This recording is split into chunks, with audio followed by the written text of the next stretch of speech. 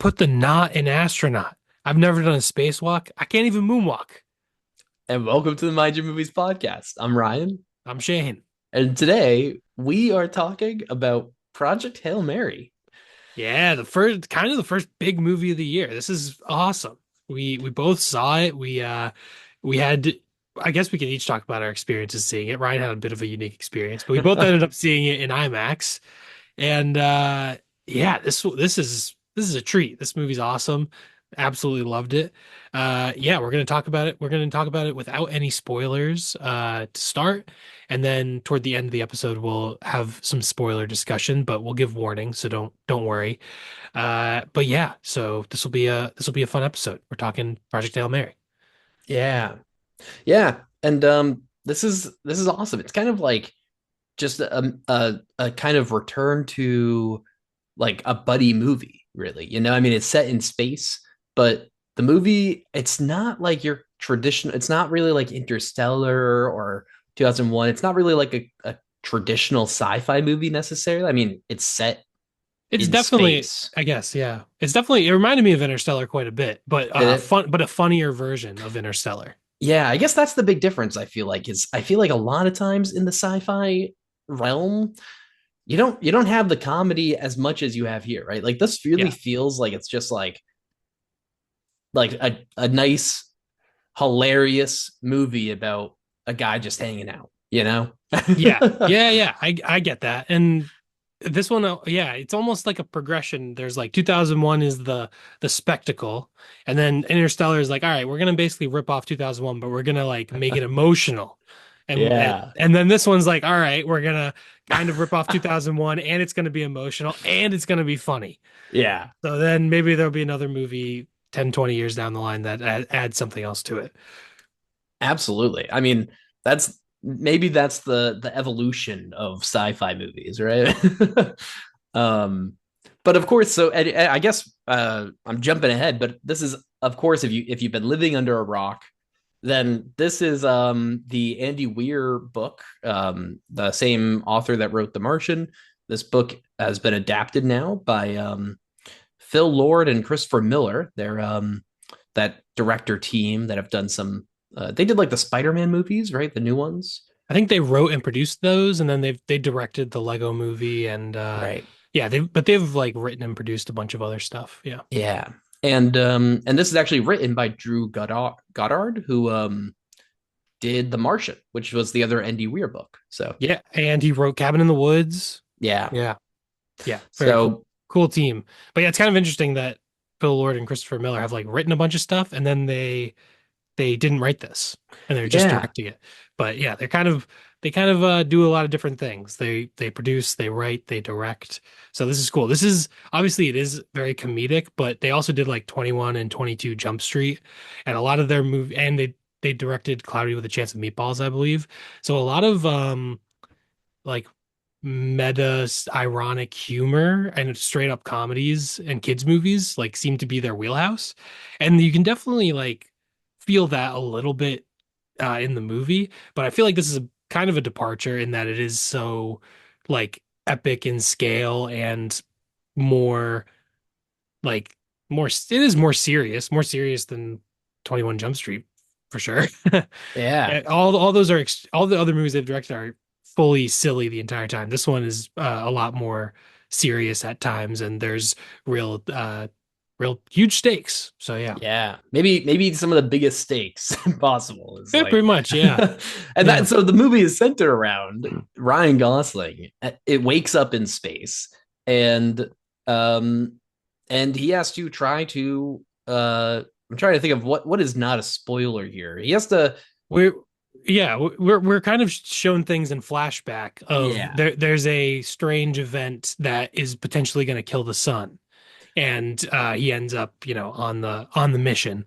And I think that's, I mean, there is yeah, more that is told even in the trailer and the advertising and everything, but I guess we can, I mean, whatever. That's the most basic summary of the yeah, plot. right. And so the a lot of this movie is really like a Ryan Gosling show. I mean, it's a lot of him, um, and it works. I mean, he does really At well. the Yeah, he does show like at the beginning he's being very goofy and silly, almost yeah, just getting comedy Ryan Gosling mode. But later on in the movie, he does also get to show his more emotional side as well. Emotional and also like, well, actually, I don't know how much of the action related things are him doing that necessarily, but but yeah, he's got like a decent amount of range in the movie. It's not just a silly character; it has a lot of depth as well. Right. And yeah, there's definitely a lot of like authenticity to the character. I think like particularly in the second half. Like I think um the first half you're in for a lot of great jokes and stuff and it doesn't feel too serious for quite a bit. And that's okay. You know, I mean that's kind of the that's what they do and it's great. Yeah, and I thought it actually kind of worked perfectly where this guy is kind of like a scientific genius, but by casting Ryan Gosling and having him be kind of goofy and likable, he it's a lot more relatable to a general like Yeah, audience. I feel like generally sort of a scientific genius depicted in a movie. Might be more like Oppenheimer, where it's a guy who's like, not charismatic at all, hard to relate to, like feels separate from other people, you know what I mean? But this is kind of the exact opposite. Like he just feels like a totally normal guy, actually. Like it doesn't seem like smarter that like obviously he is very smart. You see that. But I think his relate he's very relatable for just a wide audience and just for an average person. totally. And that's actually so that's something where um I'll be interested to talk more about this too when we get into our spoilers. But so I read the book going into this, and the character, I will say one major difference here from the book. If anyone out there is like a big book nerd, likes this book, and is like, well, does it, you know, blah, blah, right? One, I think like, you know, let it be its own thing. Um, but two, I think one of the main changes that this does make from the book is that the character is a lot different. He's a lot more kind of goofy and funny and stuff. And in the book, you know, you get a lot of his thought process that's all like sciency and the book is really well known for having a lot of great science in it. And that's mostly through the lens of his thought processes. Um, and as a result, you don't really get a lot of his like maybe charisma that you do here, right? And here, yeah, I think like it's a little bit more relatable, right? Like you don't have to be like super into the sciences or anything to just be there with Ryan Gosling, right? He's a kind of a charismatic, kind of uh, fun guy to watch hang out in space for 2.5 hours. Yeah, exactly. And that's also a difference in I have not read the book. Ryan has read the book. I have not read the book. But just kind of a difference in medium also where in books you can get inside characters' heads a lot easier and in a movie you don't really want a character like you don't want voiceover of a character explaining his thoughts the entire time. That just would be extremely rare for that to work in a movie. So it's kind of just I mean also it's possible they did change the character quite a bit, but like also part of that is that you're not seeing you're not hearing his internal monologue in the movie. Yeah, definitely. And actually, like, you know, there's some parts in this where, and I'm glad they didn't overuse this, but there's some parts where he's like talking to a video diary, right? Which is similar to what they did in The Martian, right? Where he's talking to like a video diary at times. And that's one way that like sometimes they'll try to do that in these movies between The Martian and this. And I'm glad they didn't overuse that and like really just go book mode, right? Because this feels distinct from the book in a really positive way, right? I mean, the book is really great too. It's phenomenal, but like this shouldn't have tried to do that because the book worked because you're in his mind, right? This works because you're not, and you get to see everything and stuff. So Yeah. Yeah. Yeah, the way that they did it was fantastic. But yeah, I mean, and it's cool. This movie, like, just in its opening weekend, made like $80 million at the domestic box office, and I think another like 60 international. So that's like 140 million globally. So it's already a huge hit, which is great because it's a great movie. But yeah, I mean, I think this also kind of cements like I don't know. Ryan Gosling has been a movie star, but I feel like, I mean, you think about Barbie, he's obviously like a supporting character. Even La La Land, he's like a co-lead with Emma Stone. I guess even Blade Runner kind of uh was disappointing at the box office, even though it's a fantastic movie. Blade Runner 2049, obviously, I'm talking about. Yeah, not the original. He would have been probably, he might have been a fetus when the original came out. But yeah, I mean, like, I don't know. It's just cool to have Ryan Gosling. Like, I feel like this is kind of him being like, yeah, I'm one of the big movie stars in Hollywood right now. Yeah. Yeah, I mean, and it's kind of, and it's also just like impressive that he does so well with this because a, like a lot of this movie is, again, it's just like even just thinking of like the who's there with the actor, it's like it's him acting to himself, and like it takes a Yeah, very, or I to think, well, yes, yes. yeah, Yeah, I yeah. mean, like there's no other like people in his scenes, right? Like, I mean, And there on are the a lot of flashbacks. it, Yeah. right? There are the flashbacks, but a lot of the scenes, there's really no one else there with him, and so it's really impressive the way that he's really able to hold the camera and captivate us, just him, right? I mean, Yeah. I mean, there's a lot of other stuff to talk about in terms of Well, that. we can talk about more of that Yeah, stuff. We'll just save it for spoilers. yeah, yeah. We'll Just be in case. we'll just be extra conservative for the non-spoiler section. Yeah. Um, but yeah, so yeah, I mean, I was just blown away by this movie.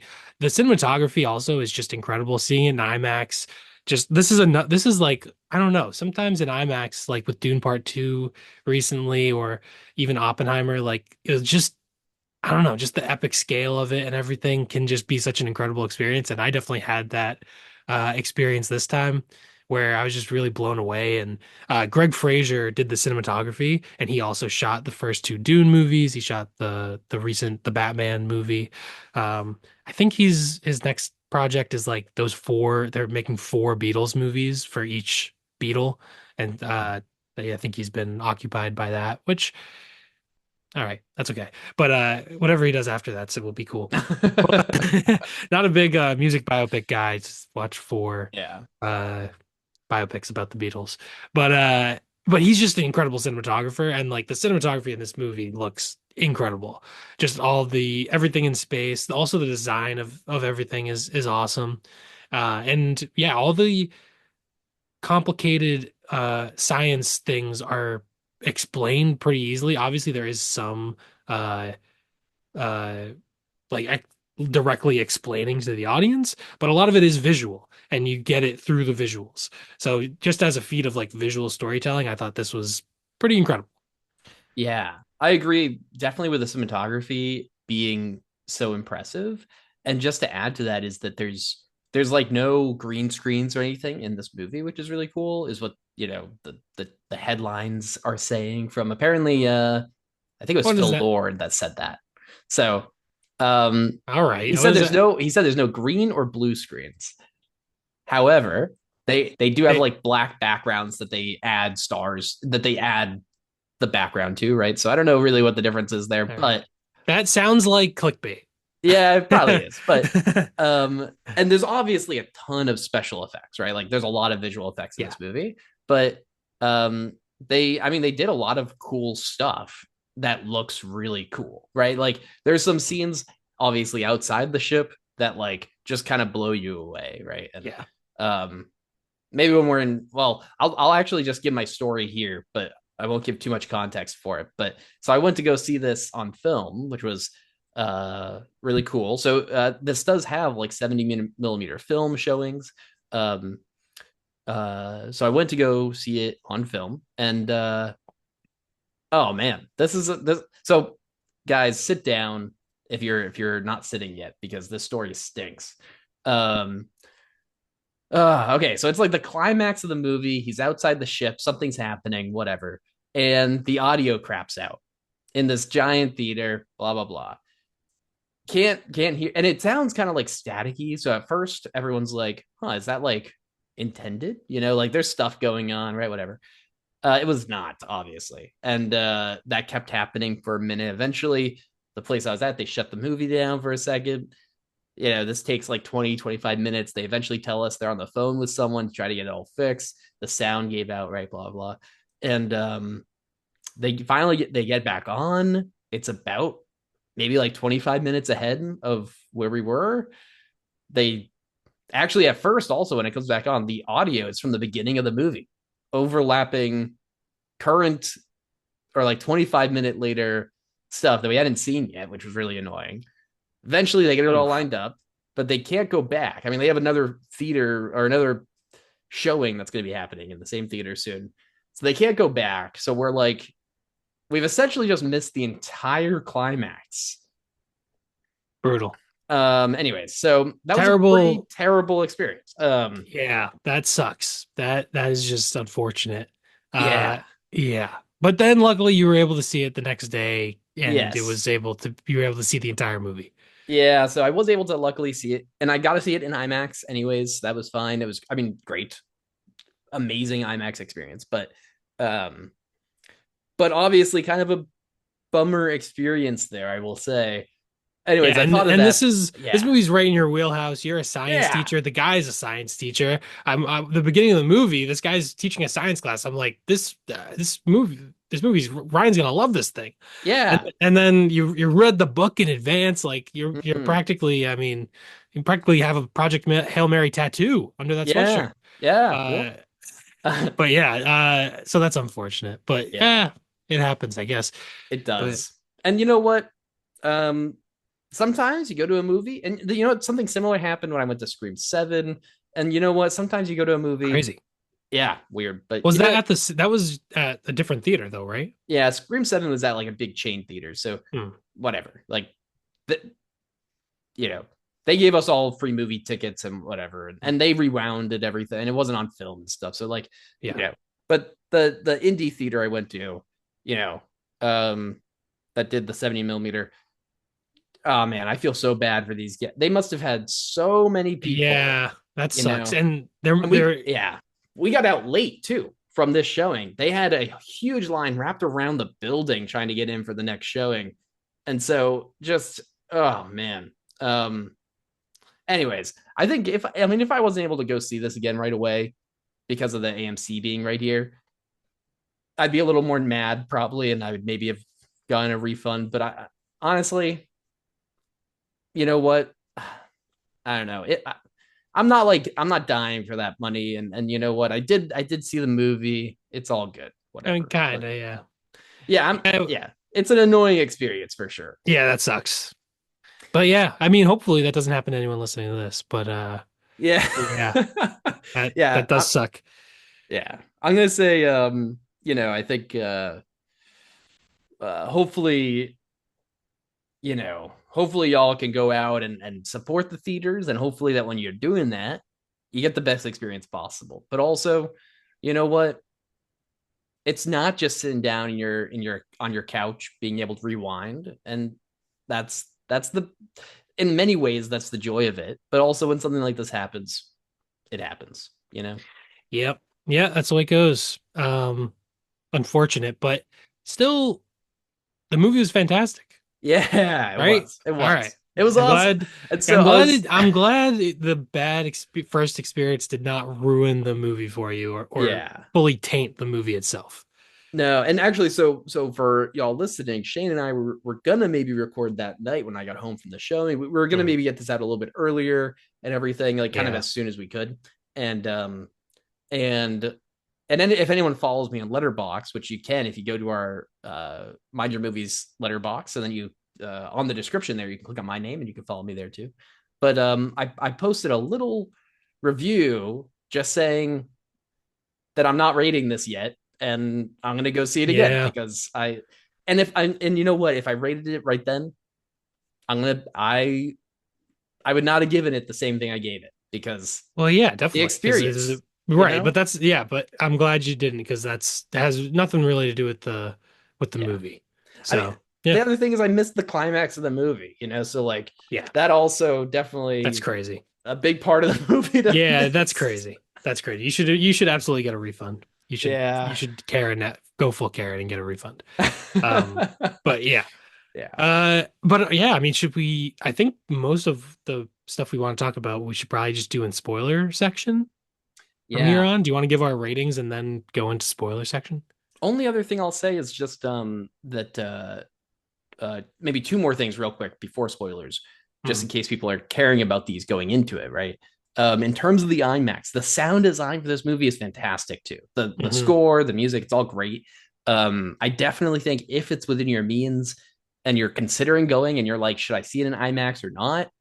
I know IMAX is expensive nowadays, but also I think if you can pull it, I would do it. It's pretty awesome. Yeah. Yeah. I think if you are at all into sci-fi movies or big epic movies like Interstellar or Dune or anything like that, like this is absolutely worth it. It's more and it's I would say kind of a more emotionally engaging experience than, well, maybe not Interstellar, but even something like Dune. Like Dune is so Yeah. otherworldly that it can be hard to connect to emotionally, but this one is very like relatable and emotional, but both in a funny way and in a poignant way. So I think this is absolutely worth checking out on IMAX. Then the only other thing I wanted to say before we move in is if anyone's like, you know, if a lot of people, I think, at least in my circles, really appreciate the Martian movie because it holds true to a lot of the science. I mean, it dumbs down a lot of it, but it also holds true to a good amount of the science from the book. And I think this does a worse job at that in terms of this kind of scraps a lot of the science that you get in the book, which isn't a bad thing. I think this movie does really well at what it's trying to do, and it's just not really trying to do as much of the science.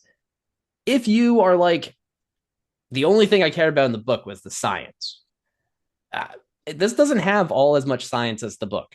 Also, it's still really awesome, and that's the whole point, right? Like, I think if anyone is like really liked that the Martian had so much science and had as much science as it did, I think the science in this book would not have worked as well in this movie, and the science they kept in works well, but just be cautious if like that would really hurt your experience, I guess. Yeah, I mean, it's not like the book, you're not watching an audiobook, right? Like if that's what you want, then you should probably do that. But like Yeah. so just throwing that Yeah. out there. And we can talk more about some of the Yeah. science and the book changes later. But Yeah, sure. Yeah, I have also not read The Martian, but I saw The Martian back when it came out, and I remember thinking it was just okay. I definitely liked this more, but oh yeah. I do want to rewatch The Martian.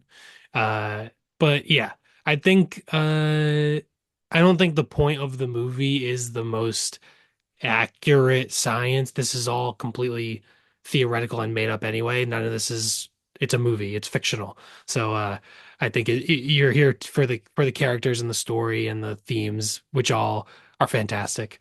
So Yeah. yeah, I think check it out. Also, it's filmed for IMAX specifically, so it does have the expanded aspect ratio in pretty much all the space scenes, which I believe is like about 2 hours of the movie, which is the movie's about 2.5 hours long. So it's almost the entire movie is in expanded IMAX expanded aspect ratio. So it's definitely worth checking out in IMAX. And yeah, Yeah. I Which would you do go get in the with 70 IMAX. millimeter too. So Okay, if that's near you and you wanted to try to do that, you know, nice. hopefully my experience doesn't Yeah, ring true for anyone else, yeah, but you know, that is also true in the 70 millimeter. So yeah. I will. We yeah. I mean, film any film experience like movies I've seen on film, I've never had that problem. And we yeah. saw One Battle Yeah. After Another was on film, like Oppenheimer. Oh, Oppenheimer, I think I saw on film. Yeah, we Uh, saw it together at yes, that was 70 millimeter. on. Yes, 70 millimeter. But yeah, so yeah, don't let it. Don't. It's anecdotal. Yeah, exactly. So yeah, all right, cool. We'll do our ratings. Yeah. 5-star Five banger. stars. Oh, double five. Okay, Two thumbs. Two thumbs. 2 thumbs down. Yes. This is all right. This is in the 10-star club. Yeah, A that's awesome. double 5-star. Yeah, this was just pretty incredible, pretty mind blowing. Loved it, and Yeah. we'll get into more in spoilers of why we loved it so much. Do you have like a rating recap or anything like that, or I don't. You know, it's so early I didn't bother doing one, but I'll tell you what, it's getting good reviews. I know on Letterbox oh it was in the top 100. yeah, I will say on IMDb it's currently an 8.5 out of 10, and on Letterboxd it is a 4.4 out of 5, which on Letterboxd puts it at number 89 of all time on Letterboxd. Yeah. So yeah, getting pretty incredible reviews. Both of us are contributing to it being number 89. It's probably like above like The Godfather Part 2 or something ridiculous, but that's how it works on these websites. But this movie is fantastic. Like I think it did deserve the 5 stars. Yeah. Yeah. All right, It is cool. brand new. Obviously, those ratings will probably tamper down, but it's great. I don't know. I Maybe. mean, I mean, I Dune 2 is still up there at like 4.4. I think it's something like number 20 some. Yeah, it's Dune Part 2 is also a 4.4 on Letterboxd, and it's number 86 in the top wow. 100. So Wow. just a few spots above Project Hail Mary. Gotta say, I'm loving the sci-fi stuff we're getting lately. Keep it coming, Oh yeah. you know? Oh, Dune. Did you see the Dune Part 3 trailer? Yeah. Oh yeah. It was Oh yeah. my. Oh yeah, right. It played before this. Uh yeah, that I mean, that was incredible. I've read that one. I have read the book. So felt totally comfortable watching the trailer because I'm like, well, I already know the basic story. So oh man, it looks so good. I can't wait. We don't know the runtime of Dune 3, but I'm hoping it's like over 2.5 hours. It's gonna be for I'm sure. hoping. Well, Dune Messiah is the shortest book in the Dune series by far. It's Oh, like under 300 pages. The first Dune book is like 700 pages. wow. So yeah, that's what they're doing, the one book in just one movie. But I'm curious. There's a lot of stuff in this in this book. So I feel like they need a lot of time, and I just want more Dune. I'm like, make it 3 hours, make it 3.5 hours. I don't care. I'll give me a Dune popcorn bucket and give me a Dune piss bucket, so I don't have to get I don't have to walk out. Boo. That Nobody's sitting next just to shade for the most Dune. disgusting. Imagine. No, no, it'd be cool. It'd be cool if they did an intermission if it was that long. But Yeah. I don't think it'll be that long. I think it'll be under 3 hours. But anyway, yeah. But yeah, this was awesome. If you're still debating it, I think it's awesome. Just go see it. It's pretty great. All right, It's a lot of before we fun. get into spoilers, Ryan, you're the Spider-Man guy. What did you think of the Spider-Man Brand New Day trailer? Um, I think I'm a little confused. Uh, yeah, I don't know. What's confusing about it? I don't really get what's happening in the movie, which is It good, seems I like a guess. lot. It seems like a lot. It Yeah. seems like almost a Spider-Man 3 syndrome of having too many villains. It seems like Yes. there's many villains. Yeah, which is like I think like Spider-Man has the whole Sinister Six thing, right? Like that's like in the comics. I don't know if that's what they're going for necessarily, but like in the comics, that's a common allegiance against him, right? So, um, yeah, I think I mean, I put it on my top 5 movies I'm looking forward to, and I think I'm Yep. almost less excited now after the trailer. Mm. I'm like, I don't know. Yeah, I get that. It seems like, I mean, it's called Brand New Day. They are kind of going for a reset, and they're kind of seemingly even changing his powers and stuff potentially. It seems like from the trailer. Yes, yeah, which I'm curious about because there's a really uh a thing It's in the yeah a thing in the the comics I comic it's like. based on that gets crazy, right? Yeah, and Yeah. so I'm curious how crazy this is gonna get. I But don't think it'll get that crazy. I don't I think know it'd be cool. It'd be cool. I don't think so. I don't think Marvel will do it. I think they're kind of just resetting Spider-Man and making him a Yeah. little more Spider-Man-y and maybe trying to get it, like him to be a big part of the like reset for whatever, trying to get people like excited about Marvel again because it's a little stale at this point. But yeah, definitely a less exciting trailer than Dune 3. Yeah. Yep. Yeah, it's not off. I mean, oh, you know what? There was another trailer. Disclosure Day. Oh, I I didn't didn't. see it. I didn't Oh, see okay. it. I won't say anything then. Okay, I won't say anything. I'll probably end up seeing it at some point Yeah, just yeah. through osmosis. But Osmosis Jones, my favorite movie.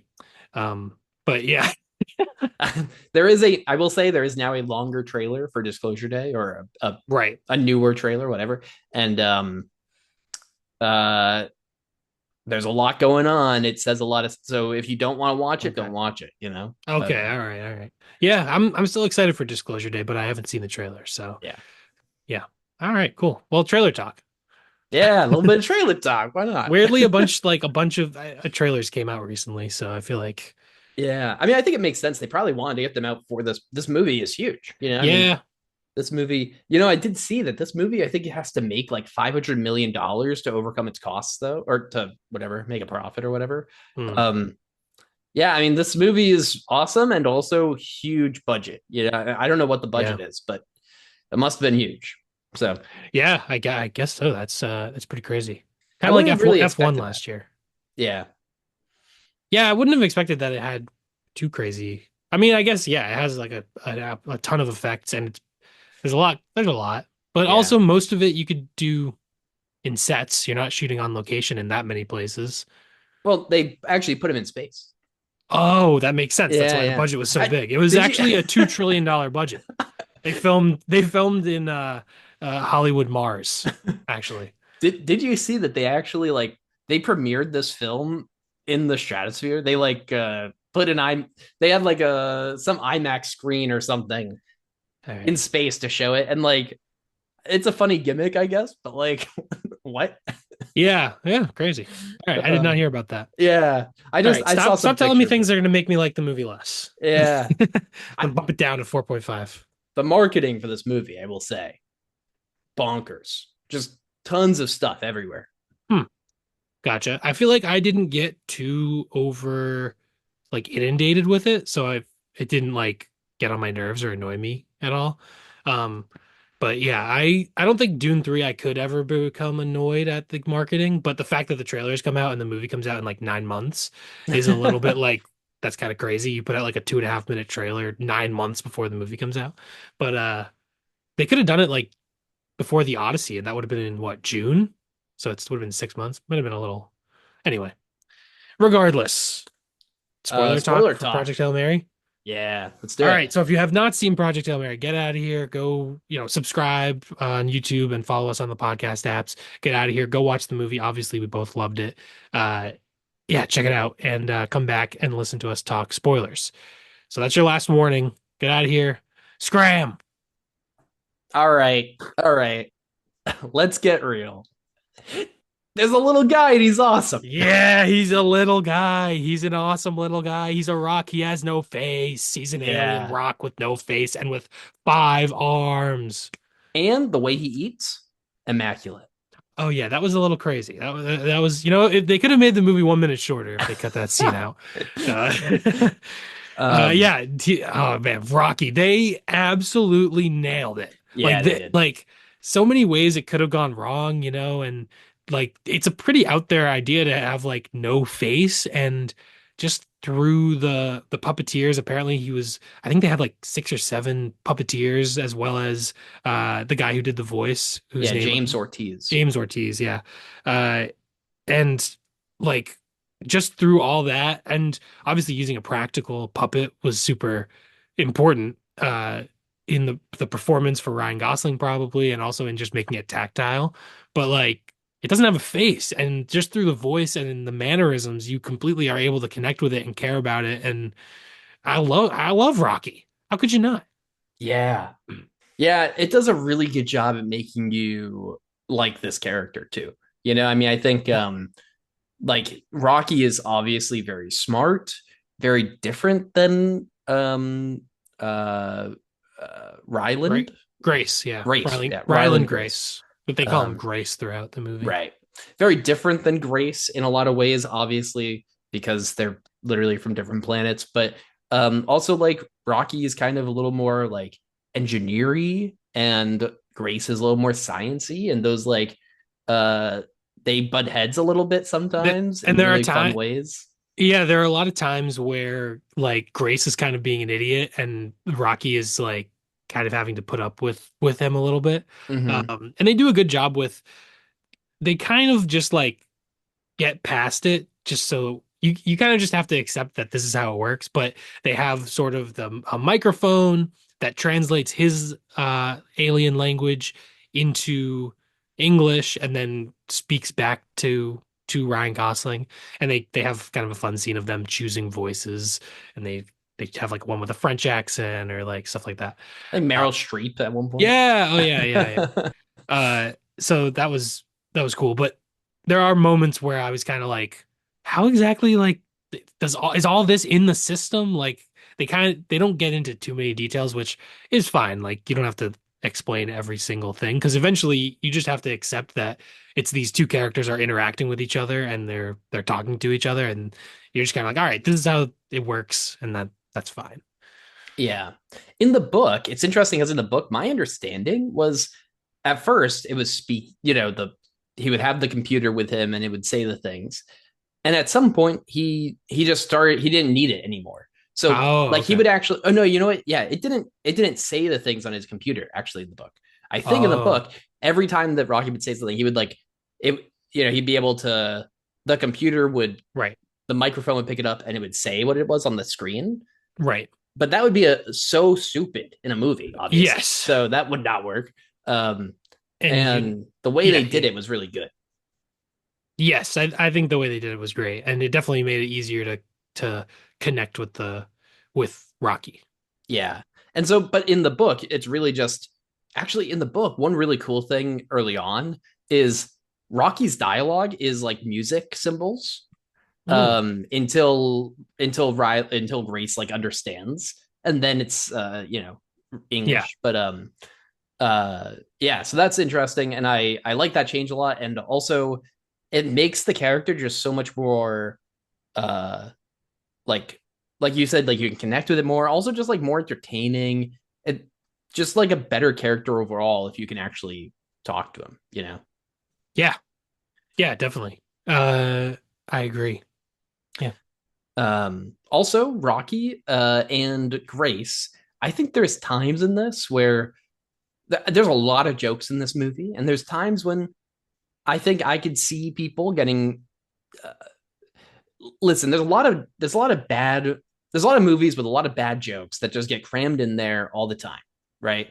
Kind of like the Marvelization of movies at times, and I think this gets away from that in one way because the jokes are always like, not that they always work, but like it's never like the character's not an asshole, like Grace Mm. and Rocky are both He, really good hearted people or whatever. yeah, yeah, and I think also like Ryan Gosling, well, Grace is constantly like playing the fool in the joke. Like there's almost an Mm, inverse of like let's say Tony Stark, where he's like a snarky asshole who's better, right. who thinks he's better than everyone else. This is the exact opposite, where he's very self-deprecating and like doesn't doesn't think he's better than Rocky or anything. Like there's the funny moment when they're tapping the glass and Grace just keeps tapping the glass and Rocky is trying to point behind him and he like doesn't figure it out. And but like I think also another element of is a lot of movies, like particularly a lot of like big budget action and superhero movies where they throw in humor during action scenes, and oftentimes they'll undercut any like stakes or drama for like a little joke. And I think sometimes it's like maybe, I mean, I guess they don't want it to be too serious and they want to keep it lighthearted, but also it could be a lack of confidence in the story and the stakes and the audience being genuinely caring about the characters and what's happening. So if you don't have confidence in that, they're going to want to throw in jokes and make it more fun. But this movie, like in the serious moments when it needs to be serious, I feel like from what I remember, they're not like making quips back and forth at each other very much. Um, I don't know. There might be a little bit of that, like, Maybe a little bit, but I but do very agree that it little. doesn't feel like it's undermining the movie. Yes. Yeah, exactly. And there are like many very like genuinely emotional and poignant scenes, especially with, I mean, we're in spoiler section, so we can talk about the sacrifice and like the secondary sacrifice on top of that and all this stuff and the way that they are, putting, they genuinely care for each other and all that. And those scenes are just very well done and beautiful. Yeah. Yeah.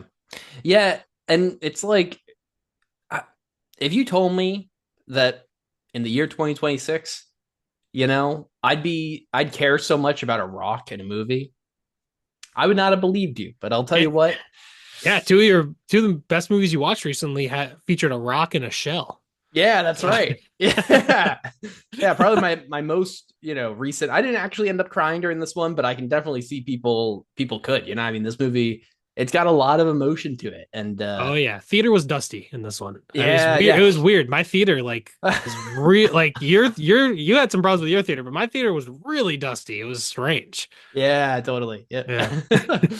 Yeah. Um yeah, and again, like the emotion just really totally sells itself here, right? Like I think the way that it's also like everything's kind of slowly revealed to Grace is really good because then, you know, you start to feel, like wow, he's like a heroic guy, like he's on this sacrifice, and then eventually you're like, oh no, he wasn't doing Yes, that, that right? yeah, that was an interesting part of the movie. That felt almost a bit out of place to me of we haven't talked about like Sandra Hüller and her character, but the sort of betrayal, the fact that he was forced onto this and did not do it of his own choice. Um, I don't know. It just felt like an extra like twist toward the end of the movie that wasn't fully necessary, I guess. I guess it is Yeah. necessary in that like it shows that he's not this like overly heroic figure. He is like just a normal guy who, you know, got stuck in a situation, I guess. So it would be a big change if you just cut that out completely. But I think just the fact that it took happened so late in the movie, it kind of threw me off a little bit. It's also interesting because in this, like, what is your general perspective on that character, Strat?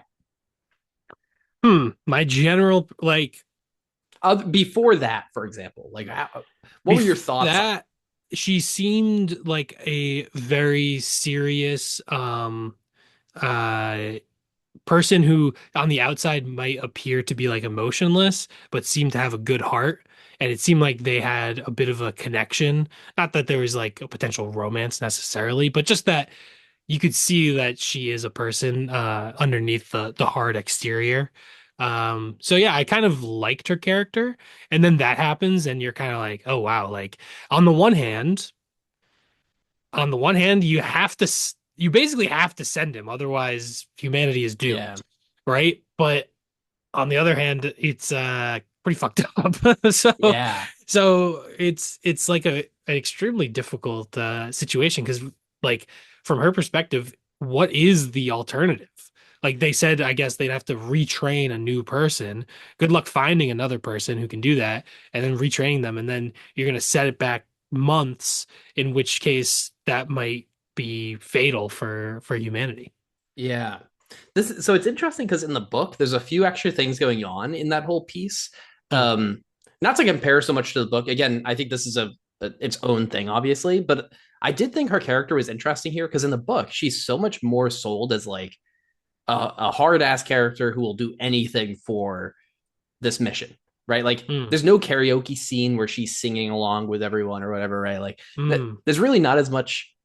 It doesn't feel very often like you're really getting under her and seeing more than that exterior. You can tell that there's definitely, like there's good intent there, right? Like she's trying to save the world at all Right. costs, right? Um, but so when this happens in the book, it feels a little more like, yeah, like this is what she would do, like Hmm. um but it's also interesting because in the book there's this whole plot line of, I'm glad they cut this out just because it's kind of doesn't make much, not that it doesn't make much sense, I guess, but it's kind of just an extra thing. But there's a whole plot line that like only 1 in 7,000 people have the right gene to be put under a coma for so long or something. Oh. And so he happens to be one of these people. So not only Oh. not only would you have to train a new but it has to be one of, a tiny select pool of people that are both experts in this that can be trained for it, Yeah. willing to do it, willing to sacrifice themselves, and have this gene or whatever, right? So it's like I think that part in the book felt much more like it made a lot more sense to me than seeing it Right. here. But also, I didn't really care. Like I think it worked enough here. But yeah, in the book, it was like that scene literally just made so much sense because it was like, yeah, this is Right. what she's gonna do. Right. Yeah. And that that little extra thing does make it a little more just even more difficult to find a replacement, like even more impossible. Yeah. I mean, right. Like, and again, it's like, what is the stakes here are huge. You know, it's literally Yeah. everything, right? Like Yeah. you But also like, yeah, I don't know. You see it from everyone's perspective because from his perspective, I totally understand not wanting to go to space on a suicide mission. That yeah. also like that uh is also a very reasonable stance, I think. I think it is interesting actually. The movie like doesn't really have a villain. Like Yeah. it's all just the circumstances of this. Well, I guess the villain is the is it astrophage? Astrophage, yeah. The astrophage is eating the sun, but this planet has a certain whatever life form that eats the astrophage, so that it won't eat the sun, right? That's basically what Yeah. ends up That's pretty happening. much it. Yeah, here you go. So the movie did a good, decent job explaining it because I kind of remember what was going on. So, Yeah. but the circumstances are just so big that you don't need a crazy bad like villain. And I thought that worked. Yeah, Yeah. That's the other thing too, is like in terms of the science, right? Like what you just said is pretty much all the science the movie needs, right? Like yeah, the which is funny because it's also like the by far the least real science in the book. You know, the main conceit of the book and by extension the movie is like there is somehow a life form that can exist that does this thing, you know, the astrophage thing. And then it's like that makes literally no sense at all, right? But that's okay. That's like the whole point of the story. But then it's interesting because the book especially mixes in so much real science that like this book is like touted as a really strong example of like using science in fiction in a really cool way.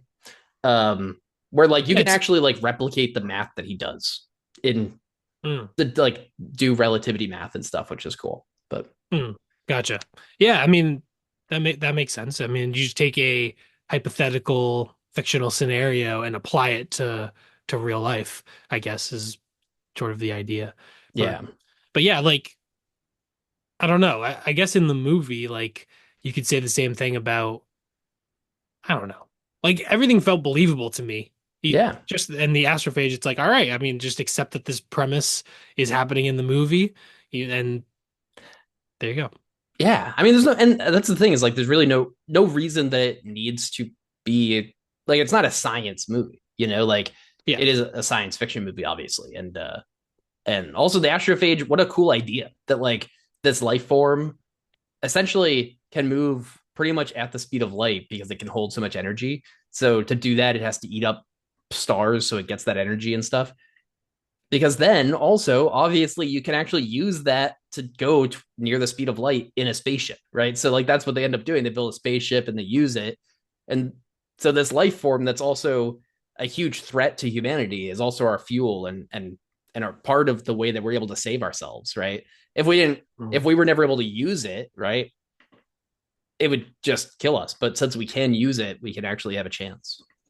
It's like the spice in Dune. Yeah, there you go. There you Not go. really. Very Not different, but yeah, not at all, but kind of yeah, sure. kind of. It's a you got to use it for interstellar travel. Yeah, Just in a it's different way. Not this is a little bit more literally fuel as opposed to a psychedelic drug that people have to take in order to chart your course so that you can travel faster than the speed of light and not run into things. Slightly different, but all right. slightly different. Yeah, But yeah, I mean, yeah, the movie's ultimately more about the relationship between Rocky and Grace than anything else, and like themes of sacrifice and and yeah, coming together, right? I mean, like yeah, yeah, yeah, one of the coolest, I think one of the nicest things about this movie is the fact that, like you were saying, there's really no villain in the flashback scenes. Everyone has to come, literally all the countries of the world. Right? There's the one moment, maybe my least favorite joke, honestly, is when he's like buying the stuff and they're like, "Oh, which government?" And he says, "All of them." And I was just like, "All yeah. right, yeah, whatever." But whatever, it's fine. Um, but you know, all the countries in the world have to come together to fight this unstoppable, undeniable threat to humanity, right? Um, and then Rocky, obviously, and Grace have to come together, and these like themes and everything of coming together, coming past all of our differences, and just helping fix the world, right? I mean, um, Yeah. in a way, this is, I think in many ways, this is like an allegory for what needs to happen with the climate, right? Like, push past all of our agendas and everything and just bring everyone together to actually stop us from killing the world, right? Like, Yeah. Yeah. Yeah. True. Um, yeah. All right. And I really like the ending. The ending was just great. I loved it. Is that how it ends in the book? it is. And I was surprised that Mm. it kept it because I feel like it's a very not Hollywood ending. I almost thought the ending could have been different from the book. Like it was because it's such a happy ending. Mm, Everything works out for him. Like he has no family back on Earth. Like him being able to stay with Rocky and yeah, I do feel like the movie, I don't know, in a way it feels like it has multiple endings because you think it's going to end and then there's another thing that happens and then another thing. But I didn't mind it because it was just very satisfying and I loved him back on whatever Rocky's planet is and he's been reunited and now he's teaching the little Rocky. Do they have a name, the species? Eridans. All right, he's I don't know teaching. if they ever say that in the They do movie. say it, but All right. I'm gonna call them little Rockies. Yeah, Little Sort Rockies. of like sort of like how all the like Babu Frick. They're just Babu Fricks. They have Yeah. a name, but I don't care. They're Babu Fricks to me. Well, it's like when Uh, Rocky says his name, and then Grace is just like, "I'm just gonna call you Rocky." yeah, or like his Adrian's name too, and it's like Yeah. super long. Yeah. But yeah, it's just like a very sweet ending. They kind of like I don't know. They get to have their cake and eat it too, where you have these emotional scenes of both each of them sacrificed themselves for the other, and then they both are, you know, basically brought back.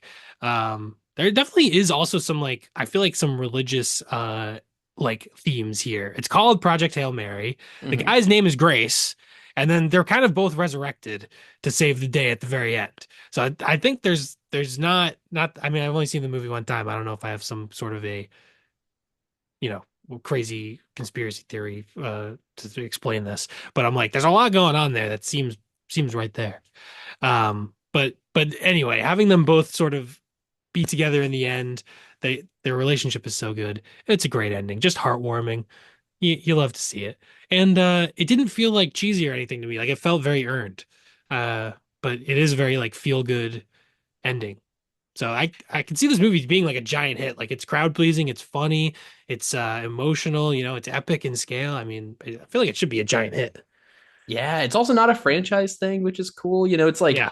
actually it's weird. Like this movie, I think I was seeing something about um like Oppenheimer might have been like the last non-franchise movie to make as much money in like the first weekend or something, whatever. Something like that, right?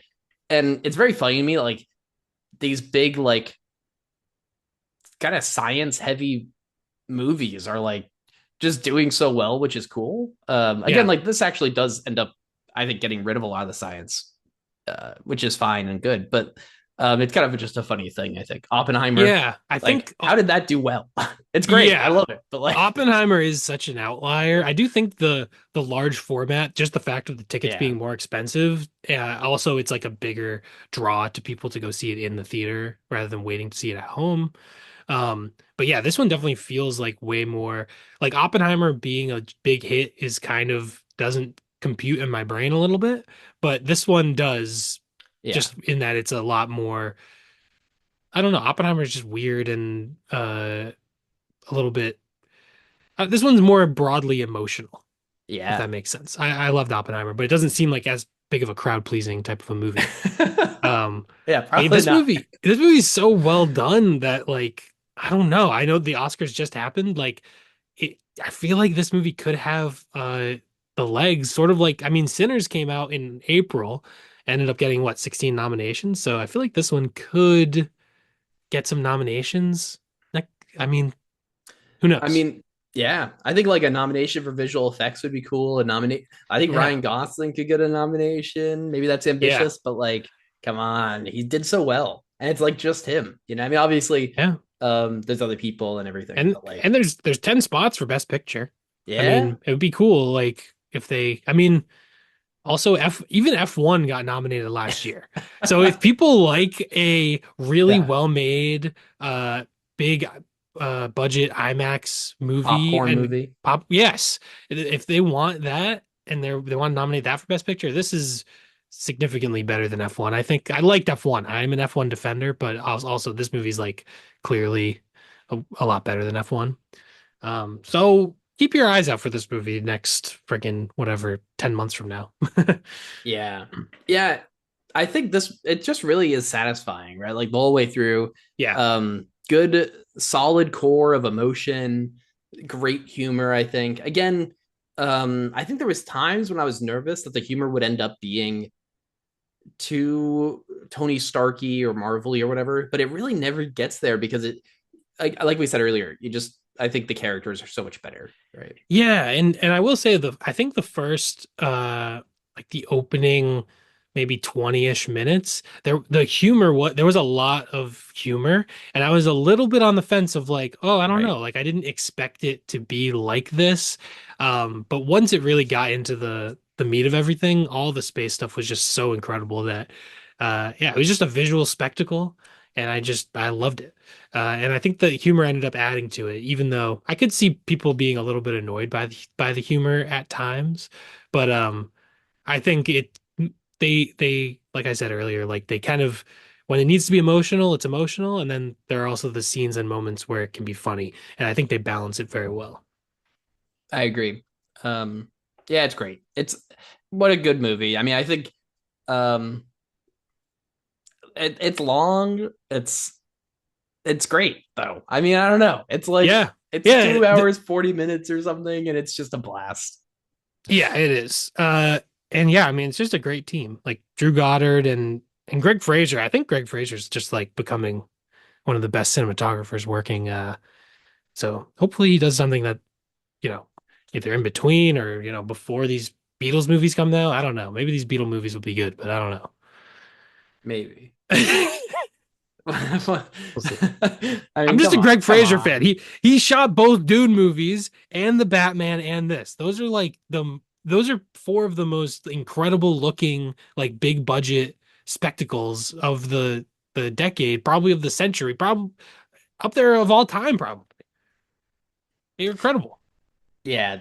Yeah, I mean, this movie, I think, like all around, like sound, visuals, characters, humor, plot, story, like Yeah. it's got everything. I don't know. I there was a part of me that was like maybe 4.5, right? When I was thinking about my rating. But it's like, no, dude, this movie is just so good. I don't it's just a cloud pleaser. I think like, if nothing else, it leaves a nice taste in your mouth and you love Rocky and like I don't know.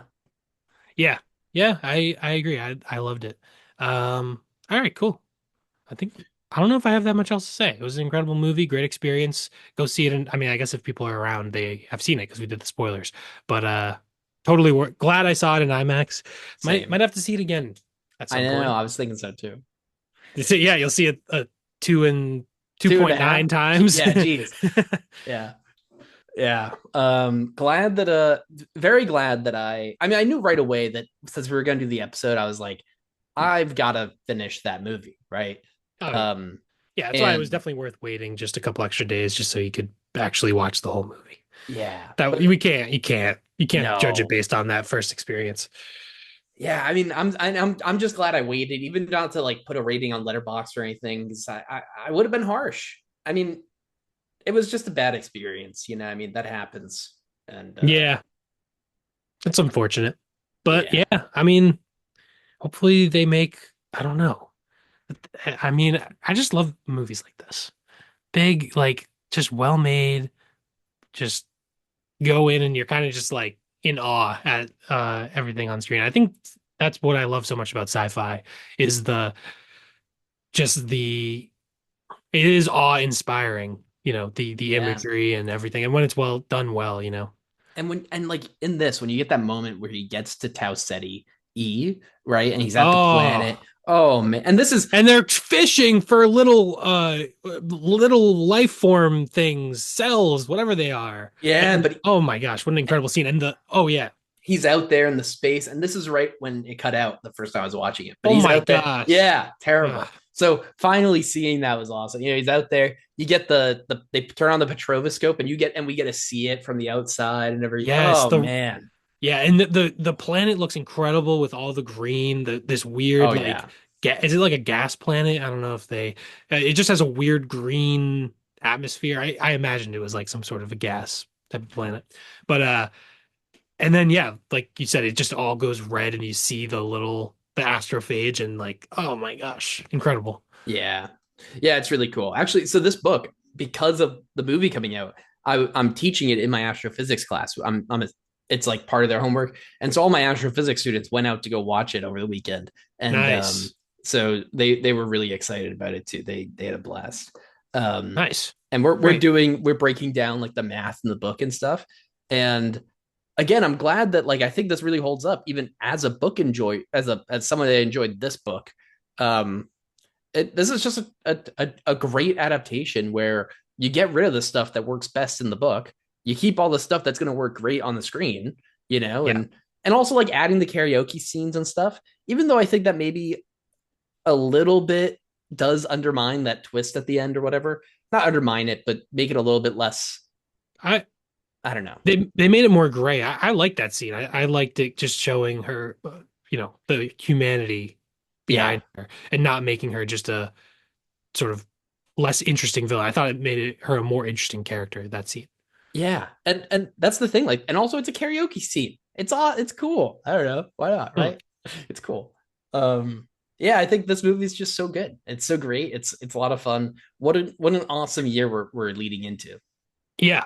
And it's interesting that I keep comparing this to Dune, but like they're both adaptations of books, and Dune is obviously like very difficult to adapt, but I think this and Dune both did a really good job of determining like what what is best for a movie and for the medium. Because there are certain things where like a lot of books are take place in characters' heads and it's all first person perspective and it's like it really make a movie that way unless you're making like Nickel Boys or something more very experimental.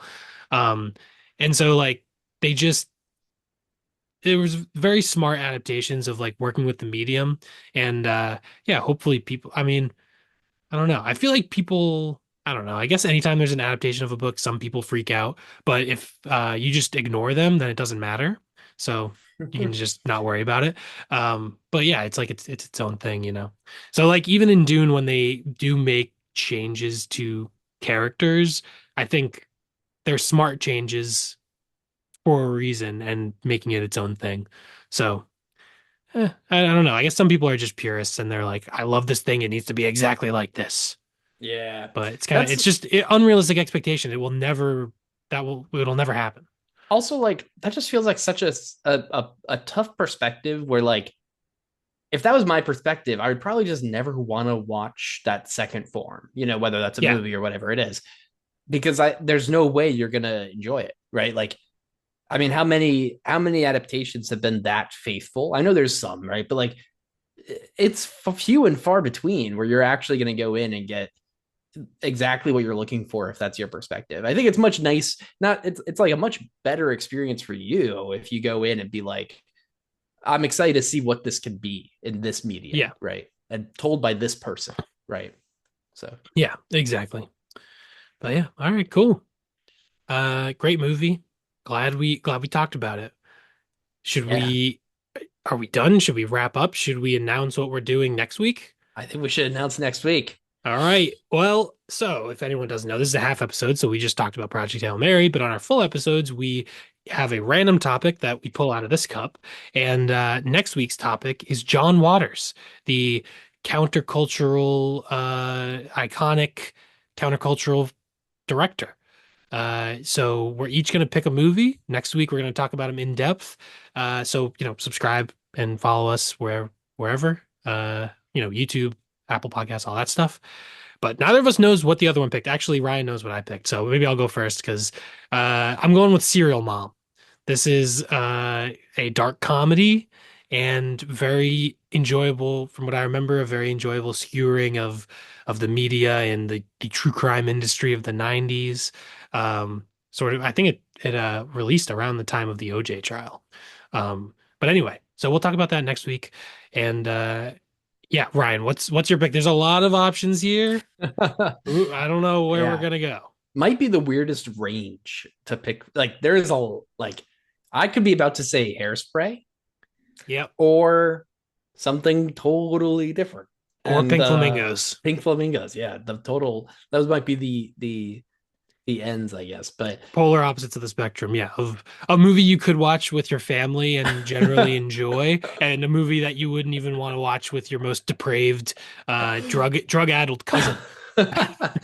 yeah, so naturally I went somewhere in the middle. And I did want to pick, something a little bit earlier and in the more kind of uh, pre-mainstream era, I guess, or whatever. But I'm picking Female Trouble, the 1974. I think after doing a little bit of research, I think you had originally mentioned after we chatted a little bit last week that this might be kind of the best of those early ones. Was your Yeah, thought? I would say it's certainly more watchable than Pink Flamingos. Excellent. And after doing, I read a little bit on the Wikipedia for them, trying to still go in somewhat blind, but I'll say there's a few things in Pink Flamingos and the other one that I looked at. There's the trilogy, right? There's the Trash trilogy or whatever. Is this part of that? I am not even sure, Yeah. but Desperate Living might be the other one that you were looking at, or Um, or Multiple Maniacs. yeah, And I'll say there's a few things where I was like, I just am not going to want to talk about this on the podcast. But Female Trouble, I don't yeah. know, maybe also, but it, I Yeah, don't know. these it'll be interesting now that we have an early John Waters and a late John Waters. Yeah. The early John Waters are certainly intentionally trying to provoke and be as extreme and uh disgusting and uh offensive as possible. So yeah, and it's kind of interesting that he like became kind of a Hollywood director in the sort of the second half of his career, that he was able to make that transition. So yeah, cool. That'll be two interesting movies to talk about. Also interesting. I don't know how many movies we've done where we've both seen them, but there's definitely been a few, but we've both seen Serial Mom before, so it'd be interesting to go in with Oh um yeah. uh both Yeah. rewatching. And I've seen Female Trouble. But yeah. Yes. But Yeah, that's interesting. I feel like I guess I'm not sure. I've seen a lot of feel like I tend to pick movies that I've seen, yeah, but I feel like you tend to pick movies you haven't seen because you want to see something new. But I'm kind yeah. of like, if it's a if I know I'm gonna love it and it's like one of my favorite movies I could pick, then I'm like, all right, we're doing Point Break this week. You know what I mean? So Yeah. I will say, I did try to give you the option of taking Serial Mom because I wanted to pick Jackass 2 because John Waters Mm. has a cameo in Jackass 2, and I think the Jackass movies sort of continue the legacy of being intentionally gross and disgusting in a way that John Waters' early movies were also. Interesting. So there you go. Yeah. Also, he has like a cameo in Seed of Chucky, I think. So I was thinking of picking one of Yes. those. Yeah. I when doing research, I was thinking about Seed of Chucky. I was like, I do like the Chucky movies, and Seed of Chucky's crazy. So, but I did Yeah. not pick it. Um, Yeah. yeah, this will be cool. It'll be nice, I think, to have the dichotomy too of like early versus late John Waters, and then kind of, I guess not late, but post. I don't know that dividing line there of like pre and post mainstream. Yeah. Yep. So, all right, cool. That'll be next week. We'll talk about should it be uh Serial Mubble? Oh, Serial. I mean, Serial Trouble is actually the description of John Waters' life, I think. Serial Trouble. Serial trouble. There it is then. Like, we could make it a little more difficult if or we tried female to mom. actually the opposite of Female Trouble, or the opposite of Hairspray is Female Mom. Yeah, one of the few movies with a male mom. But yeah. All right, cool.